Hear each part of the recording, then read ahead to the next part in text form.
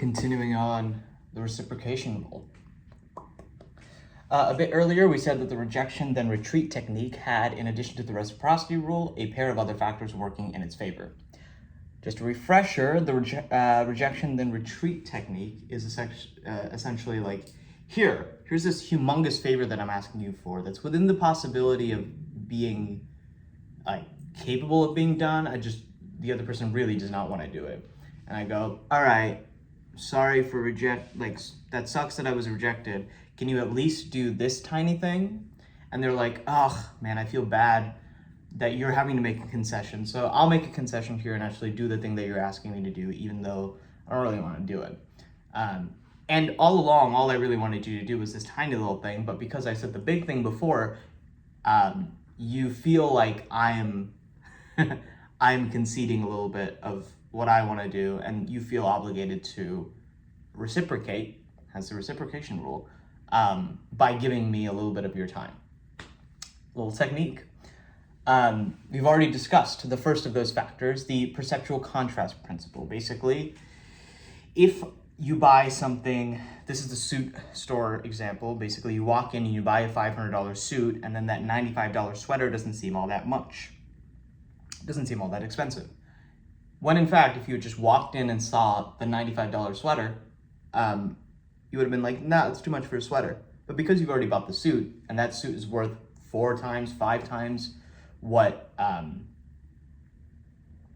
sweater is worth, you are more inclined, because you're like, nah, I already spent $500 something. Like, I might as well just spend another $95 to get the sweater, and it looks good and all that crap. So yes, that is the perceptual contrast principle.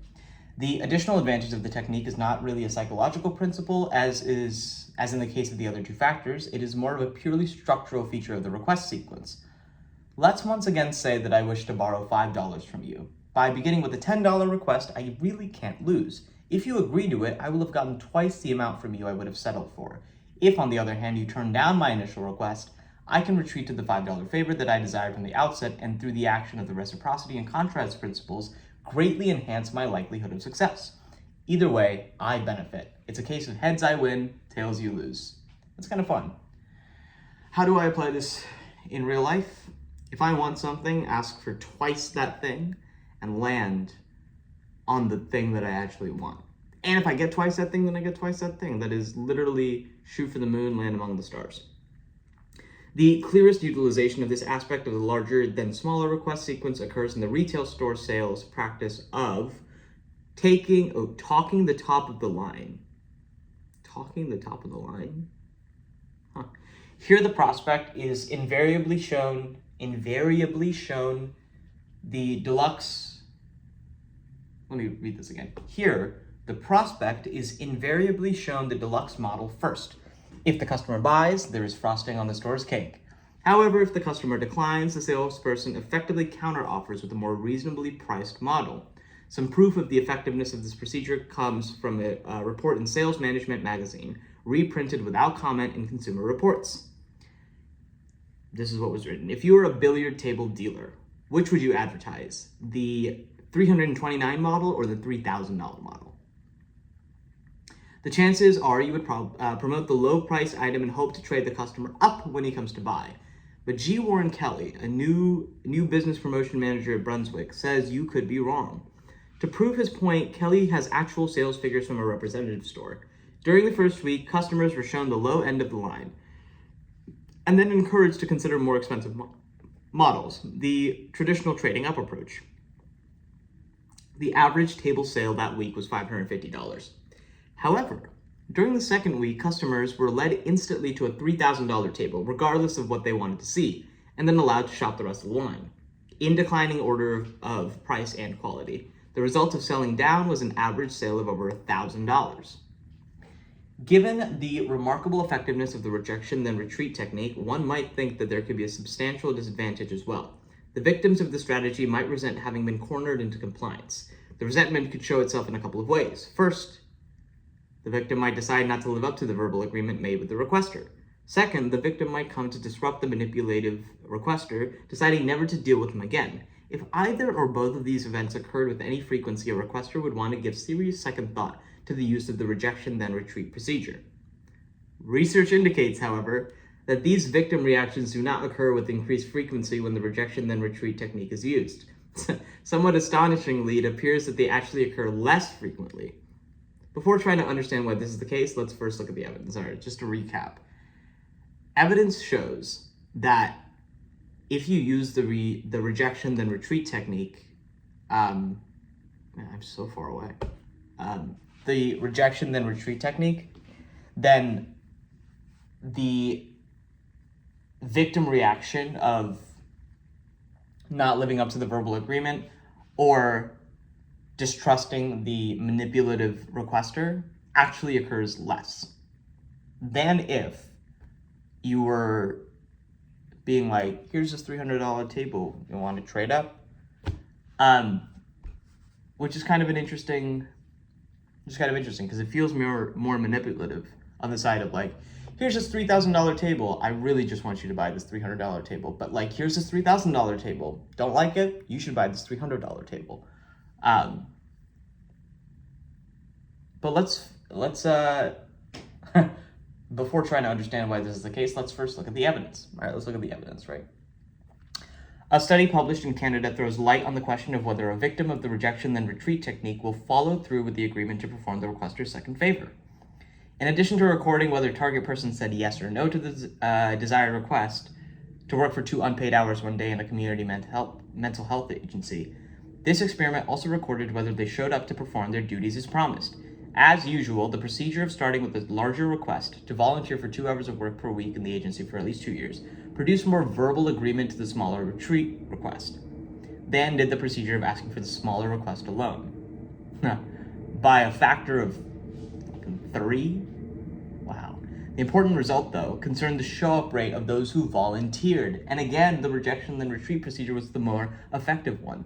Wow. Okay, so for the people that were victim to the rejection then retreat technique of saying that technique were actually more likely to show up than the people that were not. 85% of the people that were victim to it actually showed up.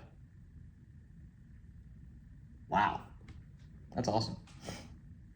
Versus only half of the people that were not victims to the technique. A different experiment examined whether the rejection then retreat sequence caused victims to feel so manipulated that they would refuse any further requests. In this study, the targets were college students who were each asked to give a pint of blood as part of the annual campus blood drive. One group of targets was first asked to give a pint of blood every 6 weeks for a minimum of 3 years. The other targets were only asked to give the single pint of blood. Those of both groups who agreed to give a pint of blood and who later appeared at the blood center were then asked if they would be willing to give their phone number so they could be called upon to donate again in the future. Nearly all the students who were about to give a pint of blood as a result of the rejection then retreat technique agreed to donate again later, while less than half of the other students who appeared at the blood center did so. Even for future favors, the rejection then retreat strategy proved superior. It is better to get rejected and then retreat. The data shows it. Strangely enough then, it seems that the rejection then retreat tactic spurs people not only to agree to a desired request, but actually to carry out the request and finally to volunteer to perform further requests. What could there be about the technique that makes people who have been duped into compliance so bewilderingly likely to continue to comply? For an answer, we might look at the requester's act of concession, which is the heart of the procedure. We've already seen that as long as it is not viewed to be a transparent trick, the concession will likely stimulate a return concession. But what we have not yet examined is a little-known pair of positive byproducts of the act of concession: feelings of greater responsibility for and satisfaction with the arrangement. Damn. It is this set of sweet side effects that enables the technique to move its victims to fulfill their agreements and to engage in further such agreements. Gotcha. In short,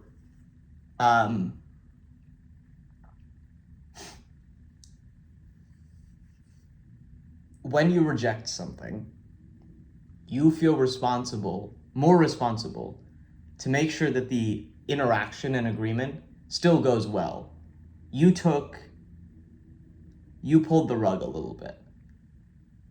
You delivered the blow. You want to make sure that the other person is okay and that the agreement is still great. You'll feel more responsible for and want more satisfaction from the arrangement. And that is a side effect that enables the technique to fulfill their agreements and engage in further such agreements. Wow. The desirable side effects of making a concession during an interaction with another person are nicely shown in studies of the way people bargain with each other.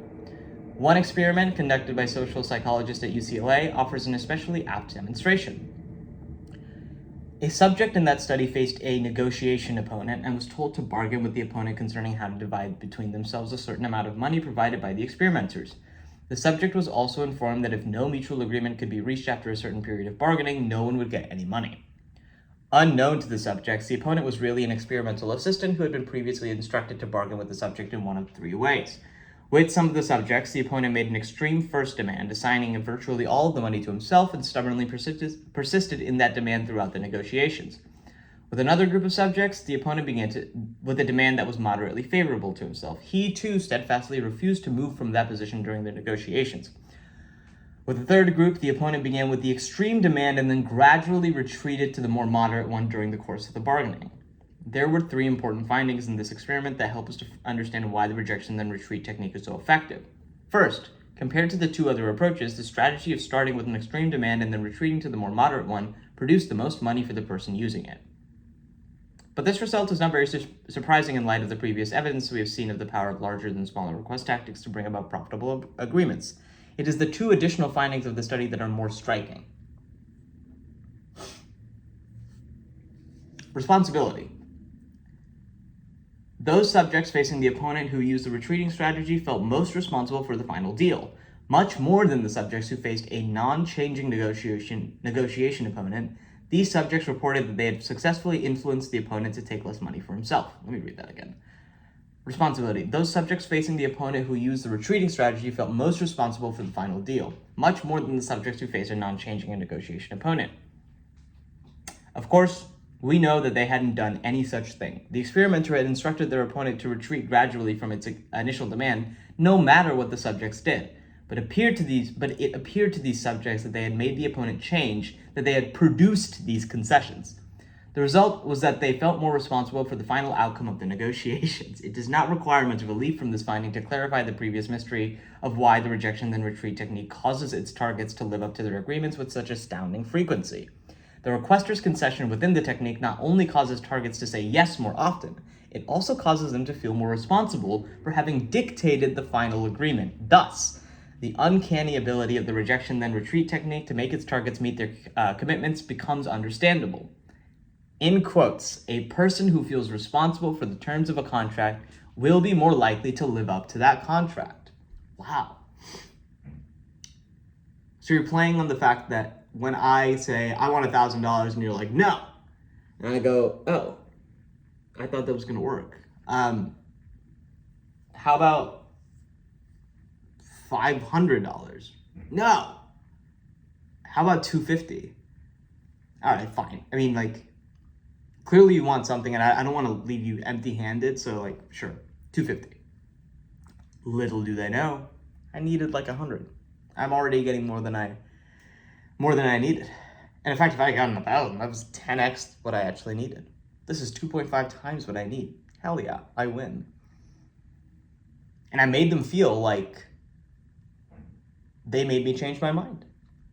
When in fact, this was fully within the range that I was willing to negotiate with. This is kind of, there's a poker aspect to this, although it works the other way around, I think. But I guess it's also like, if I'm at the river and I'm trying to figure out how to bet size, I've got something, but it's not the greatest of things.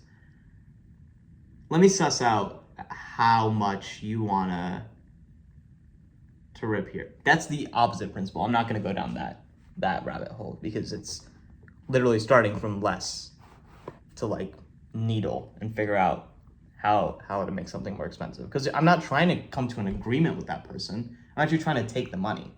In game theory terms, I am being selfish. I want to win. I don't want to split or cooperate. Anyway, The gist: a person who feels responsible for the terms of a contract will be more likely to live up to that contract. That person feels responsible because the perpetrator has actively changed right in front of them. And maybe it makes sense that because of the things that I said, they changed. Therefore, I feel more responsible for what's happened, and I'm more willing to actually live up to the contract. The second aspect of this is satisfaction. Even though, on the average, they gave the most money to the opponent who used a concession strategy, the subjects who were the targets of this strategy were the most satisfied with the final arrangement. It appears that an agreement that has been forged through the concessions of one's opponent is quite satisfying. With this in mind, we can begin to explain the second previously puzzling feature of the rejection then retreat technique: the ability to prompt its victims to agree to further requests. Since the tactic uses a concession to bring about compliance, the victim is likely to feel more satisfied with the arrangement as a result, and it stands to reason that people who are satisfied with the given arrangement are more likely to be willing to agree to further such arrangements. Basically, because they got the other person to budge a little bit, they feel like they sort of won a little bit and are more satisfied with how they conducted themselves a little bit.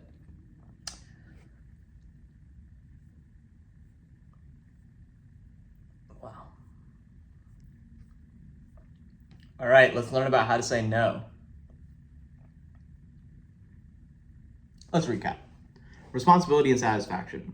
When people make deals where it feels like the other person is conceding, they feel more responsible for the deal because they feel like they may have made that person concede a little bit. And so they'll be more willing to actually live up to their end of the deal and to want to continue to deal with the person. Satisfaction, because they got the other person to budge a little bit, it feels like that's kind of a win for this person, and so they feel a little bit more satisfied, and they're more willing to be like, you know what, yeah, I'm gonna give you the thing. What else did we learn? Was that it?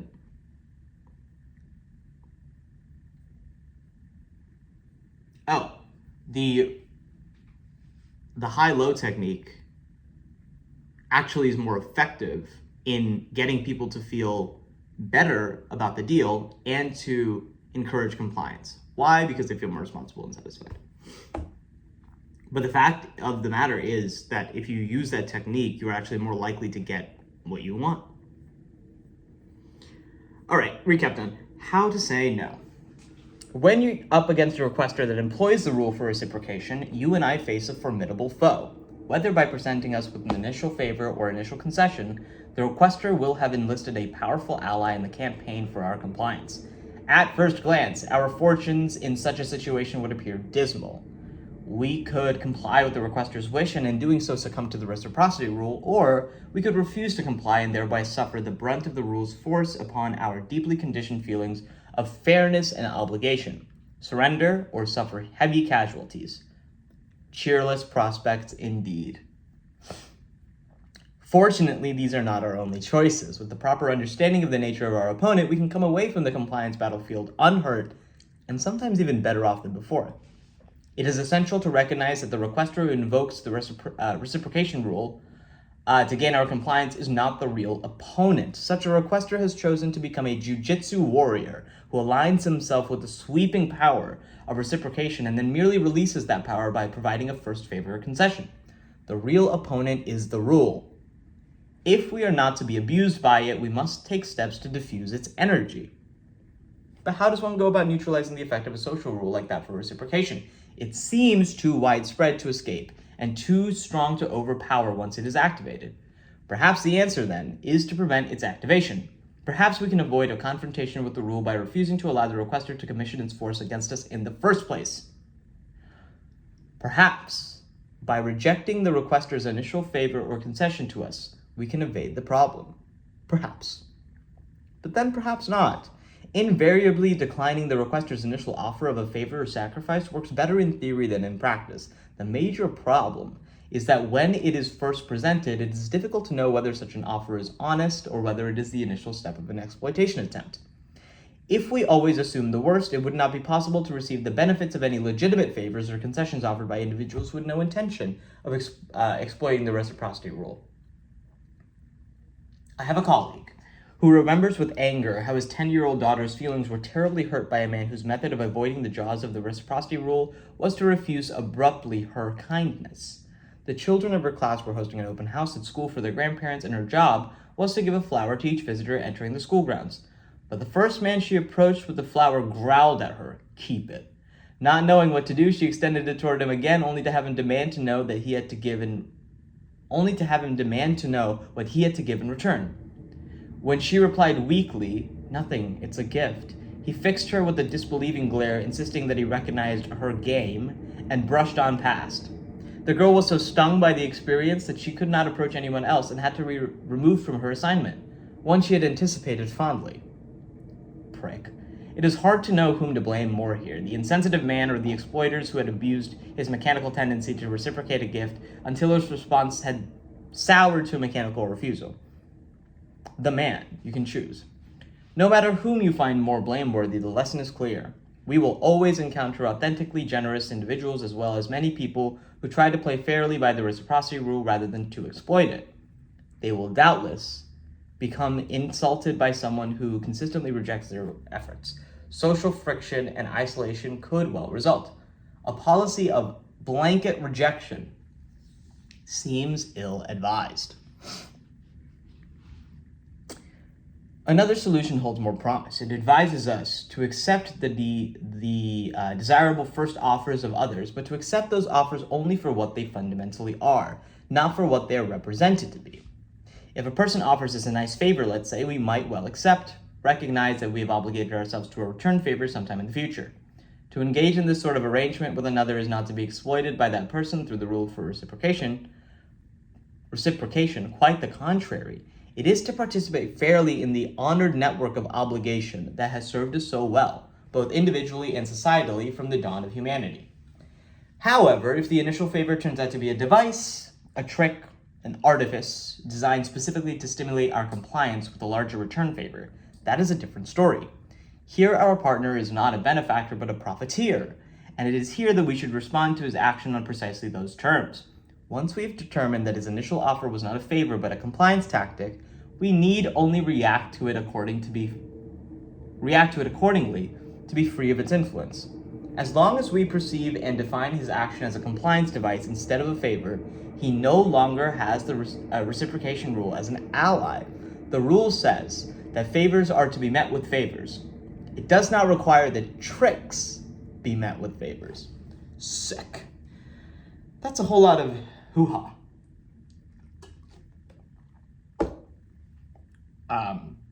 And maybe a little broad, but makes sense. Basically, if it feels like the person's tricking you, don't give them things. Don't give the trickster things. But take the time to figure out whether the person is actually tricking you. Otherwise, you don't get to reap the benefits of, favors. A practical example may make things more concrete. Let's suppose that a woman phoned one day and introduced herself as a member of the Home Fire Safety Association in your town, the HFSA. Suppose she then asked if you would be interested in learning about home fire safety, having your house checked for fire hazards, and receiving a home fire extinguisher, all free of charge.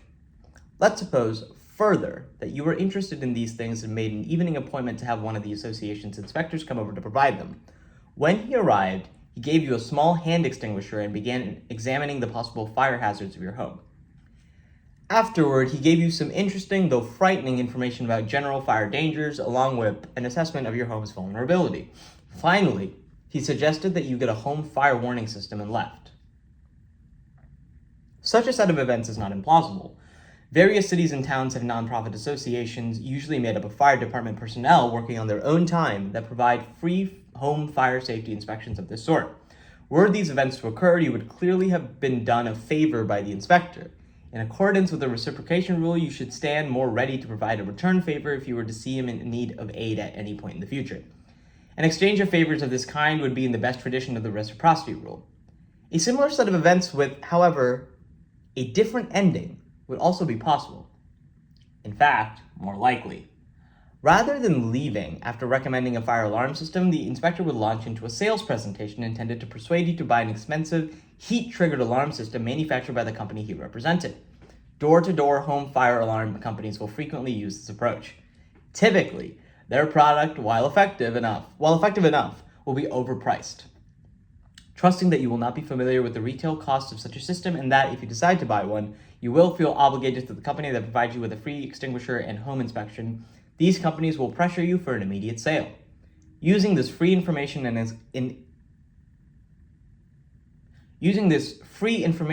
inspection gambit, fire protection sales organizations have flourished around the country. Great. They prey on your sense of danger. If you were to find yourself in such a situation with the realization that the primary motive of the inspector's visit was to sell you a costly alarm system, your most effective next action would be a simple, private maneuver. It would involve the mental act of redefinition. Merely define whatever you have received from the inspector, extinguisher, safety information, hazard inspection, not as gifts but as sales devices, and you'll be free to decline or accept his purchase offer without even a tug from the reciprocity rule. A favor rightly follows a favor, not a piece of sales strategy. And if he subsequently responds to your refusal by proposing that you at least give him the name of some friends he might call on, use your mental maneuver on him again. Define his retreat to the smaller request as what, it is hoped after reading this chapter, you recognize it to be a compliance tactic. Once done, there should be no pressure to offer the names as a return concession, since his reduced request would not be viewed as a real concession. At this point, unhampered by any inappropriately triggered sense of obligation, you may once again be as compliant or non-compliant as you wish. Provided you are so inclined, you might even return his own weapon of influence against him. Recall that the rule for reciprocation entitles a person who has acted in a certain way to a dose of the same thing.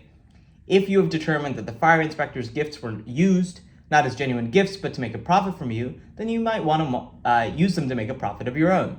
Simply take whatever the inspector is willing to provide, safety, information, home extinguisher, thank him politely, and show him out the door. After all, the reciprocity rule asserts that if justice is to be done, exploitation attempts should be exploited. Oh, I love that. I shouldn't love that, but I love it. All right, and then we have a little reader's report, and we'll be done. From a former TV and stereo salesperson. For quite a while, I worked for a major retailer in their television and stereo department. That was awful. For quite a while, I worked for a major retailer in their television and stereo department. Salespeople in this department are paid on the commission basis. However, continued employment was and still is based on the ability to sell service contracts rather than merchandise. Company policy was that for every 10 sales you made, you had to sell at least 4 service contracts. Failure to bring your service contract sales up to expected levels for 2 consecutive months resulted in threats, relocation, or termination. Once I recognized the importance of meeting my sales contract quota, I devised a plan that used the rejection then retreat technique, although I didn't know its name at the time. A customer had the opportunity to buy from 1 to 3 years worth of service contract coverage at the time of the sale. Most of the sales staff attempted just to sell a single year policy. That was my intention as well, since a 1-year contract counted just as much toward my quota as a 3-year contract did. Initially, however, when making my sales pitch, I would advocate the longest and most expensive plan, realizing that most people would not be willing to spend that much. But this gave me an excellent opportunity later, after being rejected in a sincere attempt to sell the 3-year plan, to retreat to the 1-year extension and its relatively small price, which I was thrilled to get. This proved highly effective, as I sold sales contracts to an average of 70% of my customers who seemed very satisfied with the purchase, while others in my department clustered around 40%. I never told anyone how I did it until now. A little side note, notice how, as is usually the case, use of the rejection and retreat tactic engages the action of the contrast principle as well. Not only did the initial request make the further request seem like a retreat, it made that second request seem smaller too. Wow. Okay, to recap. The reciprocity rule effectively says that if I do something for you, you're going to feel obligated to do something for me. That works as an axiom, and it helps to smooth over social interaction. It helps us work together. That tug, that internal tug that we have, makes us feel like we ought to do something for another person who's doing something for us. People can use this to their advantage. They can purposefully ask you to do things knowing that you're going to feel obligated to do it. Now, sometimes it doesn't work immediately. I can't just ask for a big favor and have you do it. You're not going to want to actually do it. And if I stay firm on my request, you're not going to feel obligated because you're going to think that I'm being unfair by not conceding. You actually expect the concession. However, if I do show that I'm kind of conceding, all right, won't ask for that. Can I do something else though? They'll go, sure, why not? And maybe that request is smaller, probably has to be smaller. But since I'm conceding from my initial request to a smaller request, the other person feels obligated to concede from their initial statement of no to yes, which is fun because I'm playing on a spectrum and they're playing on a binary. This applies as well if you give the other person a gift. Let's say the Coca-Cola example. If I am in a room, I go out to the bathroom, bring back 2 Cokes because I wanted a Coke and I figured, hey, do you want a Coke? I got one for you, no charge, you're fine. And then I ask you to buy some stuff for me, ask you to do me a favor. You're more likely to want to do it because you've gotten a gift from me. I've conceded already and you want to reciprocate. That's another way that'll work. That's what the Hare Krishna Society used. That's what this Coke example was. And we have to talk a little bit about the contrast principle, which is effectively saying when you buy something that's of bigger value, you're more likely to see another item of smaller value as more approachable, even if you wouldn't initially have bought the item that has the smaller value. In the suit store, this is the quote-unquote hard-of-hearing tailor calling out to the person in the back going, hey, how much is this suit worth? That suit is worth $420. What? $420. What? $420. I think he said $220. You, believing that you just got a $200 cut from the price, are going to buy that suit, even if that suit is actually only worth $220. $200, whatever. That is them using it sneakily. The contrast principle also works for items that are, or works more specifically for items that are different. If I buy a $500 suit, I'm more willing to buy a $95 sweater. If I don't buy that $500 suit, the likelihood that I'm gonna buy that $95 sweater is less because that $95 sweater feels like a lot, but it doesn't feel like a lot if I've already spent $500. That is the contrast principle. All 3 of those things together fall under the umbrella of the reciprocity rule, which can be used. Big then small, contrast, obligation. And it's based in like what makes people happy, which is kind of crazy. Like people feel more satisfied, people feel more responsible, they are more engaged and more likely to comply. Like this is just human nature. Isn't that kind of cool?